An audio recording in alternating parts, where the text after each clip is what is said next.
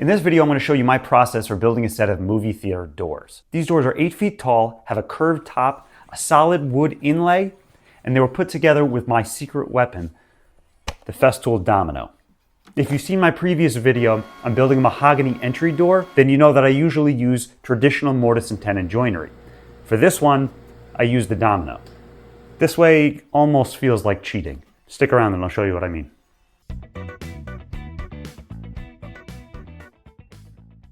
Like so many of my projects, this one started out with a 3D model of the design. This video is just about the doors, but this was part of a much larger movie theater project, so the SketchUp model was used for the entire space. Once the customer was happy with the design, it was time to head back to the shop. After I purchase any rough sawn lumber, I like to leave it in the shop for about a week, stacked and stickered. The wood is already kiln dried, but this gets it to acclimate even closer to the environment of the shop. This wood is 6/4 cherry. I started milling up this stack so I'd have smooth sides ready for lamination. Anytime I build a door, I like to start by making a series of laminated boards. This helps to stabilize the wood so the door is less likely to warp. My favorite way to do this is with epoxy. I've done it with PVA glue, but I think epoxy is just more reliable when it comes to laminations. My method is to wet out both sides of the glue up with a coat of epoxy. Then I add a little thickener to the epoxy and use a small V-notched spreader to evenly coat one surface. This helps to ensure even contact across the bottom. I like to use spring clamps for this because it distributes the pressure a lot better. When it comes to epoxy, more clamps is better than strong clamps. After the laminations have cured, the process starts over. Time for some more milling. But this time I can mill it to final dimension. Now to my favorite part of this build, the inlay. The customer had an existing home bar that had an inlay as you see here. This is a veneer inlay of some kind of wood I couldn't match exactly, so I decided to use solid Wenge for the inlay. Be careful if you ever work with this stuff. It is notorious for giving splinters, and I definitely got a few. So I cut up some strips of Wenge and did a quick glue up for the 2 center rails on the door. I used some shims to make sure the Wenge was sticking out on both sides. I wanted it just a little proud so that I would be able to shave it down flush with the surface of the cherry. After the glue dried, I used a hand plane to bring it close to the surface. Then I'll flush it up on the final sanding. Then I cut up some Wenge squares using the table saw. This stuff is expensive, so it was good that I only needed a few little pieces for this project.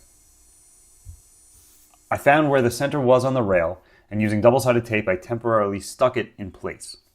I used a marking knife to cut the outline of the wood, being very careful to not cut too far. This method works much better than using a pencil. It's much more accurate. You get a nice fine line, and the marking knife cuts the top fibers of the wood to prevent tear out when you are working on removing the material for the inlay. I'm using a downcut spiral router bit. The reason that I'm using a downcut bit is because I'm less likely to tear out the top fibers of the wood along the edge of the inlay. I want those crisp lines. I used the router freehand up to about a 1/16 inch from the edge, maybe a little bit closer. Then it was time for some chisel work. I took my time, I used a super sharp chisel to clean up all those edges. After test fitting the inlay, I mixed up some epoxy and did the final set. This is my favorite epoxy. It's the 105 resin with the 206 hardener from West System. It's their slow setting epoxy. I buy it in large quantities because I use it all the time.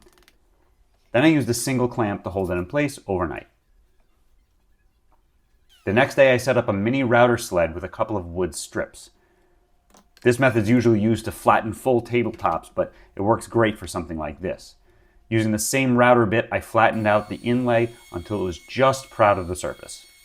I find this to be the most effective way to flatten out an inlay. Now it's time to lay out the dominoes.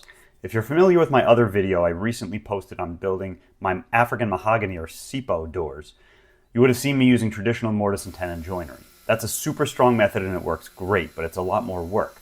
Dominoes are not quite as strong, but I think they're strong enough for most applications, especially this interior door that won't be exposed to any elements. I'm using here the Festool Domino XL 700 for this build.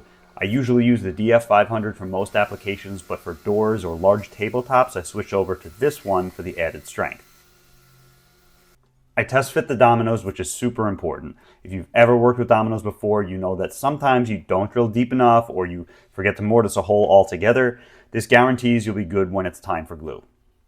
I separated the test fit and made the arch for the top of the door. My favorite way to cut curves in wood is using this template method. I take small strips of wood with very straight grain and bend the curve that I'm looking for. I usually make a series of marks to make sure I have the dimensions that I need. Then I clamp the wood in the curved shape and add hot glue or nails. Then I use a flush trim bit to cut the curve of the template. Now I have a template ready to go to make the final pieces. I rough cut the cherry on the bandsaw. Then using double-sided tape, I attach the template and once again used a flush trim bit to cut the curve in the cherry.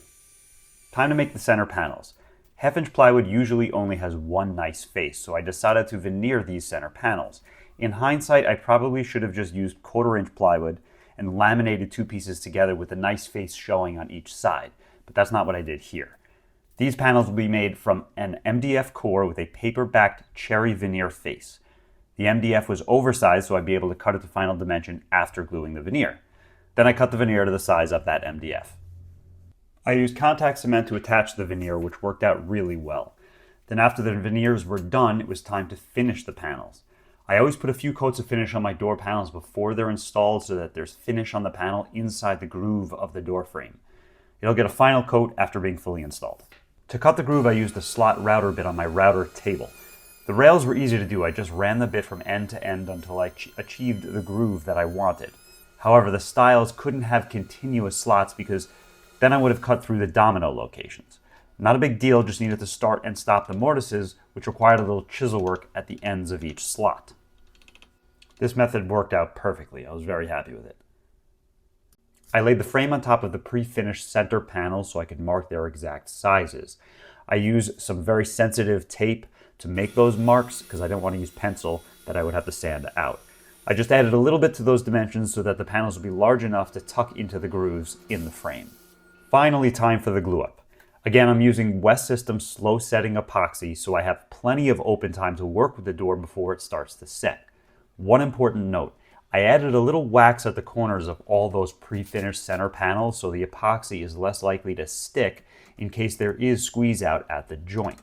The idea is that those panels should be snug but have the ability to expand and contract inside the groove. I used the Rockler Deluxe panel clamps for this glue up.